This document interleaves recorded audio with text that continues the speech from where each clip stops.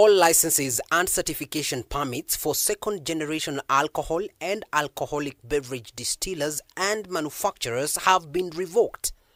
All existing valid licenses will be vetted afresh within 21 days, and operations will only resume after the fresh approval.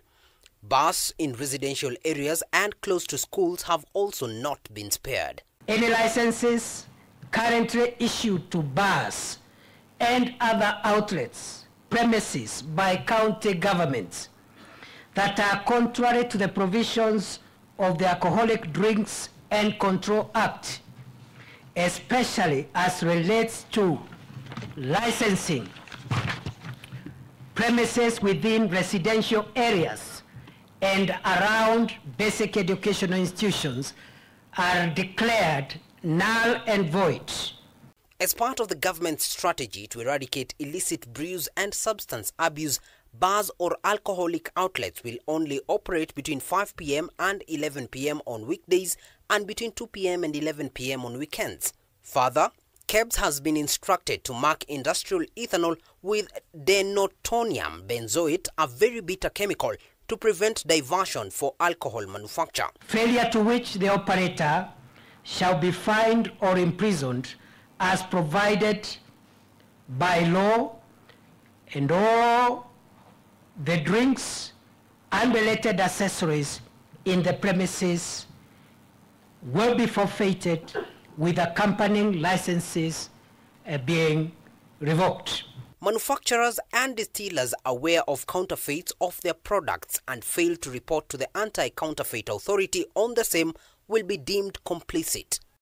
Public servants in enforcement compliance sector owning bars have further been ordered to shut down or resign with immediate effect. Where officers have failed to perform their duties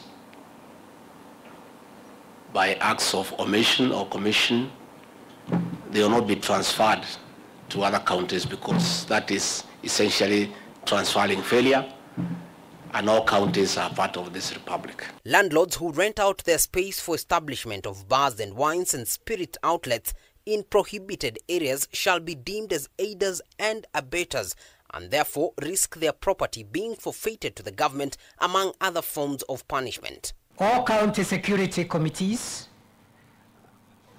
have received the existing approved and licensed lists of manufacturers, distillers, pharmacists, and agrovets. The committees are hereby directed to shut down and destroy all illicit manufacturing installations, distilleries, agrovets, and chemists not within the approved list of licensed enterprises within 10 days of this directive. The ministry is set to issue specifications on branding and the color of all alcohol distribution vehicles, which will be limited to operate between 6 a.m. and 6 p.m. Further, buildings and vehicles used in storage and manufacturing or trafficking of illegal drugs and illicit brew will be seized and deemed to be government property. The government has also pronounced itself on the importation, manufacture, sale, use, advertisement, promotion and distribution of shisha in the country, terming it as outlawed, with a directive issued to shut down with immediate effect of all establishments found in contravention of the same. David Kagina, K24, Nairobi.